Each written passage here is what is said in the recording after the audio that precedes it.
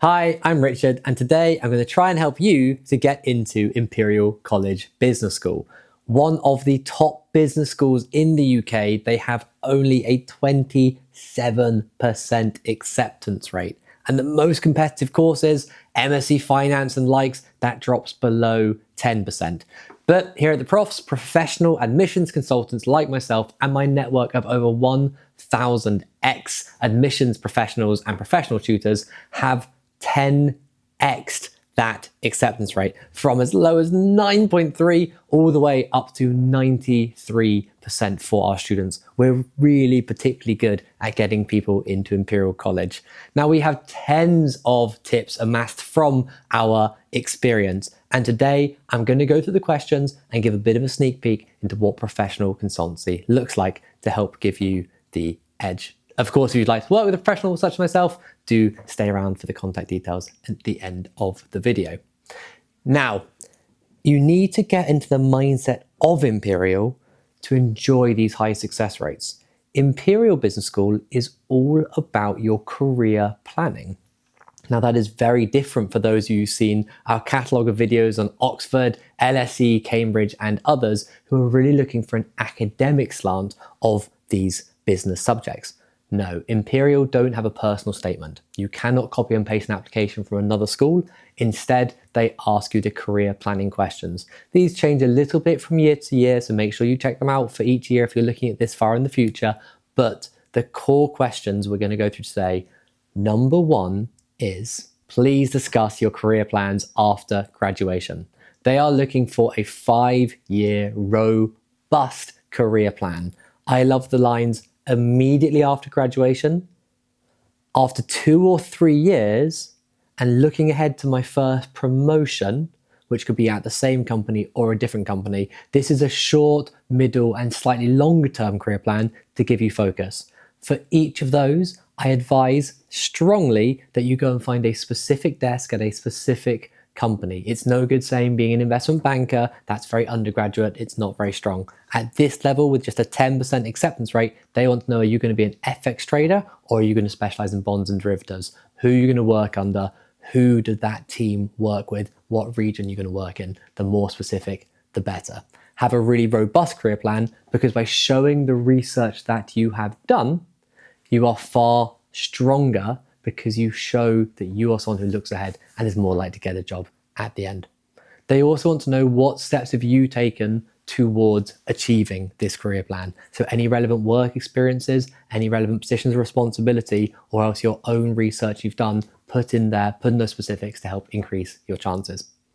Now, question number 2 from Imperial, why do you want to study and what are you going to contribute, is a question which we should expect. In any interview process, why are you here in the first place? But they add an interesting slant, don't they? It's not just what do you want to study, what are you going to contribute? Notice they're looking for active candidates. So let's take these 2 bits in turn. Firstly, why are you studying? They need to see an in-depth understanding of the subject at an academic level, a really good understanding of the career paths that are open in front of you, lots of university-specific research, which electives are you going to choose, which societies are you going to go to. Again, by standing out those specifics, you are increasing your chances greatly. But then there's that other element, what are you going to contribute? Here you need to think carefully about what experiences you have and why that might be of value to other members in your cohort. Now, the trick is to understand it's not just you on the course, but each person they let in adds to the course. And if you are someone with interesting experiences, things that you can share, maybe routes to help others get into jobs, this is adding value to their network. And that's what they want to see. So make sure it's not all just take. What are you also going to give to the community to help you stand out?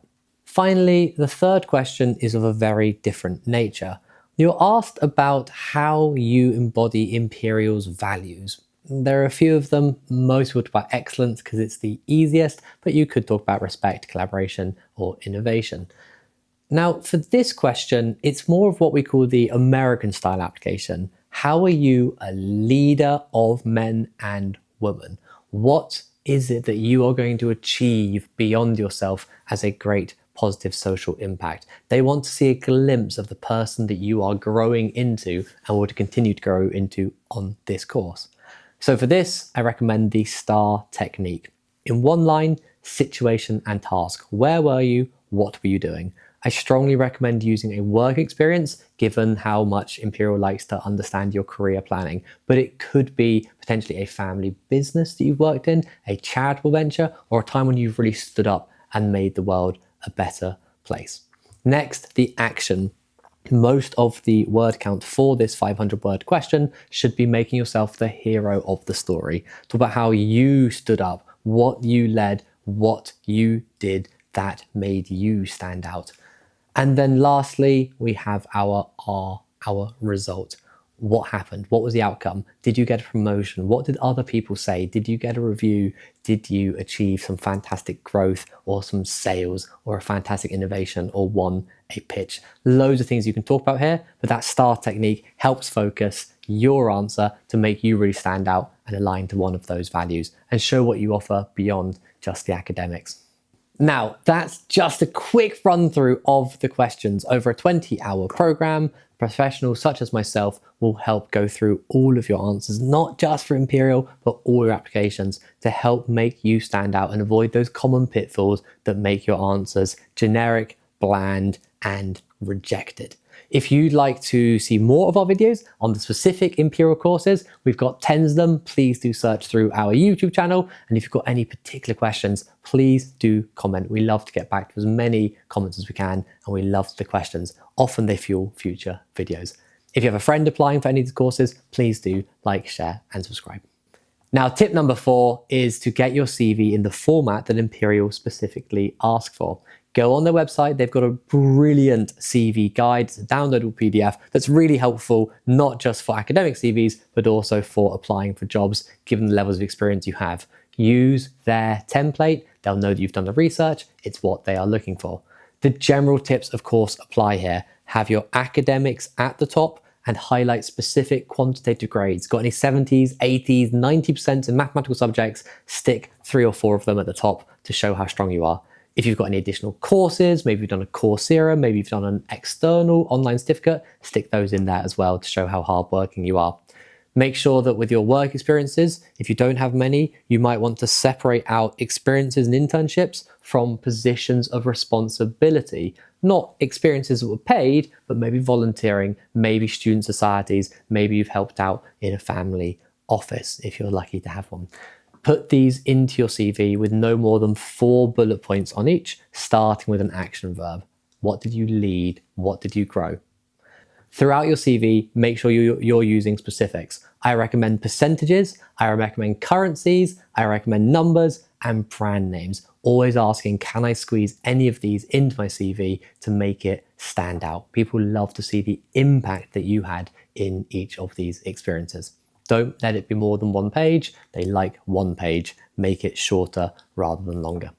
And lastly, for Imperial, they are big adopters of Kira Talent. This is the online pre-recorded interview system. Now, we'll link in the description a video that goes into great detail on the Kira Talent Prep, including the 4 types of questions you're likely to be asked, including those written questions that will test your English competency. Check out that video for more in-depth report, but you need to be thinking before you even submit your application, how is this lining me up for a good interview? How can I put myself in the best possible position? And that's having a clear career plan of the next 5 years, using specifics in your CV and setting yourself up so that we hope you're more likely to get a positive response from that interview and go into it on the front foot rather than with something still to prove.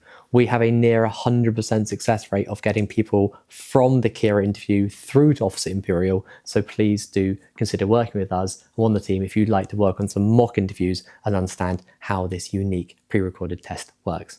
Now that's all we've got time for. That's just a handful of the hundreds of tips that we have for Imperial. I hope you found this helpful. Please do ask any questions. You still have them in the comment box, and like and subscribe if you'd like to see more of our content.